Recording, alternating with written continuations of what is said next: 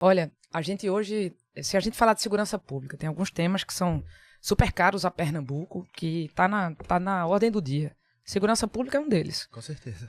E esse foi o principal tema lá em Caruaru em 2016. Raquel, mas Caruaru e Pernambuco são muito diferentes. São. Caruaru é uma cidade de 400 mil habitantes, 380 mil habitantes, que tem ao seu redor uma população de 2 milhões. É nossa zona de interferência e influência direta. A gente chegou a ser a terceira cidade mais violenta do Brasil. Nós fomos matéria nacional e internacional. Páginas policiais, total. Índice de guerra civil, 74 mortes por 100 mil habitantes. Foi esse indicador que a gente bateu. Se você... Raquel, eu não sou muito familiarizado com isso, não.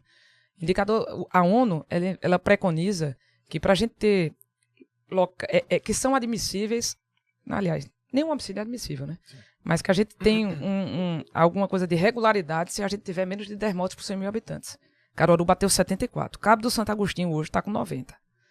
Então, Pernambuco vai mal. Mas em Caruaru, o que é que eu fiz? Eu até disputei eleição com um cara que era delegado de polícia, que muitas vezes ia lá e dizia assim, vou resolver só. Eu disse, não, nós vamos resolver junto, agora quem lidera sou eu.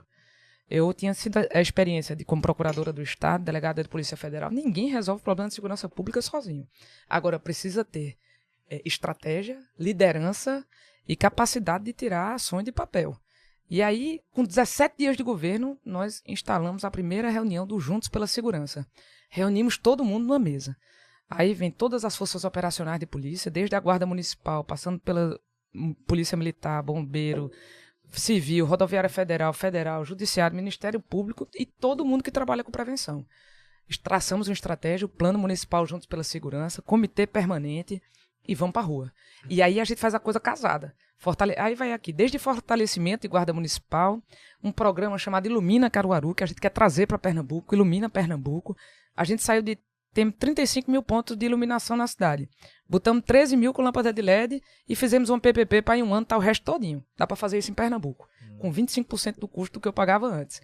Aí a gente vamos com estratégia, vamos transformar local crítico de criminalidade, como o Monte Bom Jesus, em local de cartão postal, devolver cartão postal para o povo. E a gente foi fazendo isso, casando os indicadores no território, fazendo intervenção integrada e mudando a realidade.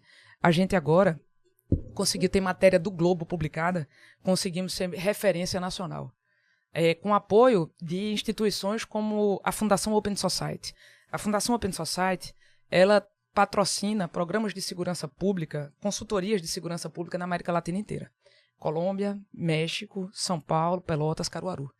A gente conseguiu entender, e aí é estratégia, e é planejamento, e é estudo, como é que a gente faz quebrar o ciclo de violência. Prevenção primária, secundária e terciária. Primária, iluminação, intervenção urbana, tira o local ruim e transforma em local onde as pessoas ocupam a cidade.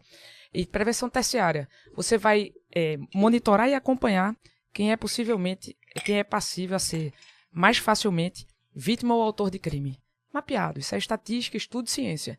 E a gente vai chegar mais perto dessas pessoas. Então, não tem impasse de mágica. Tem necessidade de liderança. Nós vamos fazer em Pernambuco o Juntos pela Segurança. Eu vi o Pacto pela Vida nascer de Eduardo Campos. Inclusive, eu participei da redação da lei. Professor Raton, sentado quantas vezes lá, escrevendo as coisas, como procuradora que era. E que sou, né? Mas que estava lá no Palácio na época. E do mesmo jeito que eu vi nascer, eu vi morrer. Com o governador Paulo Câmara, que se perdeu em planilhas, perdeu-se ali no que era o objetivo disso. As tropas policiais estão desmotivadas, as delegacias estão sucateadas, e eles continuam perdidos nas planilhas. A gente precisa garantir que o Pacto pela Vida funcione para garantir redução de homicídio e redução de crime contra o patrimônio em Caruaru. Sobretudo, redução de homicídio em Caruaru. Pernambuco é meu país, Caruaru também. Então, veja aqui, estou falando de Pernambuco. Então, essa experiência precisa ser replicada e nós vamos trazer toda a experiência que a gente trouxe e acumulou ao longo dessa trajetória para criar o Juntos pela Segurança Pernambuco. Aí, ainda nessa questão de segurança, eu concordo que, por um lado, eu vejo a polícia completamente sucateada, abandonada pelo Estado. E, por outro lado, também, eu vejo a população que sofre com os crimes, né, obviamente, no dia a dia. E, principalmente, os menos favorecidos com também a truculência policial. Isso, a truculência policial faria parte de um governo de Raquel? A gente tem que trabalhar a formação permanente dos nossos quadros. E aqui eu quero falar, assim, diretamente com as forças operacionais de polícia. Polícia Militar, Polícia Civil, Bombeiro Militar, embora esteja dentro da Polícia Militar, mas tem um capítulo à parte que é a Polícia Científica e a Secretaria de Ressocialização. Um dos grandes clamores deles mesmos é que a gente possa reforçar a formação deles na academia de polícia.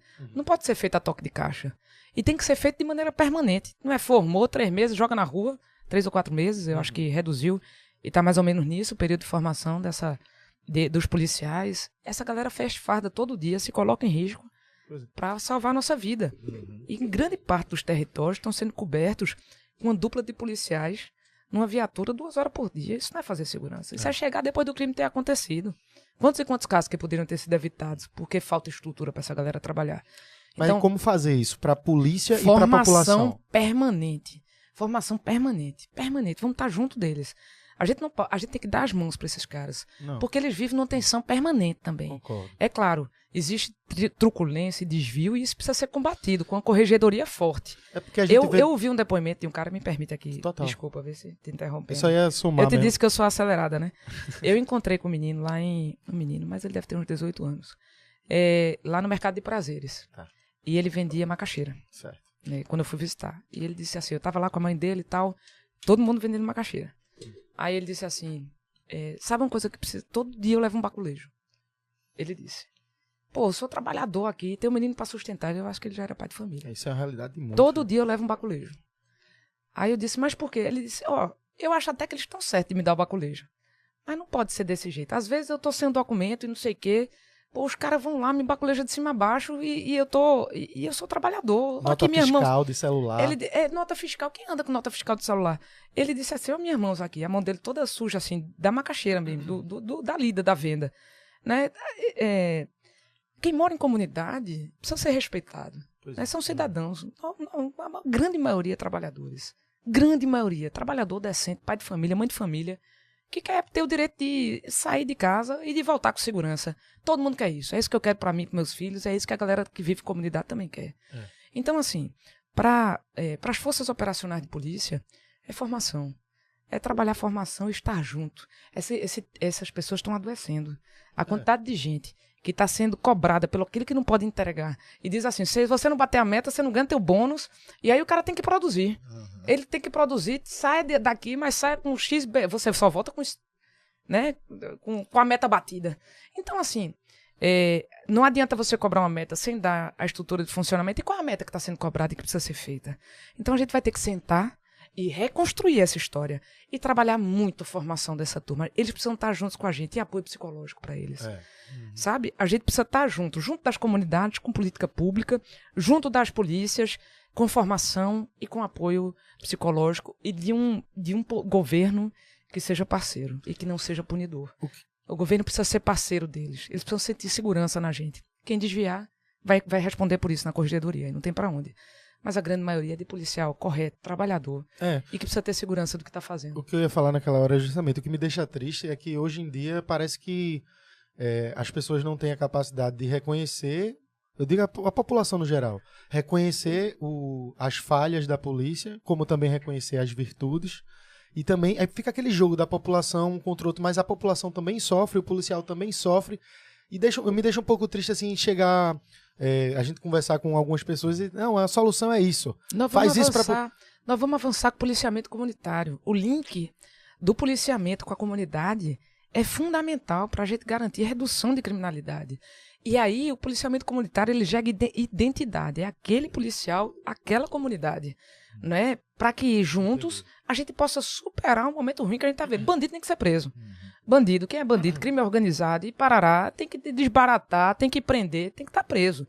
Agora, a comunidade precisa de proteção e o policial precisa estar respaldado por uma instituição forte que tenha condições de trabalho e um governo e uma governadora que lidere pessoalmente a segurança pública.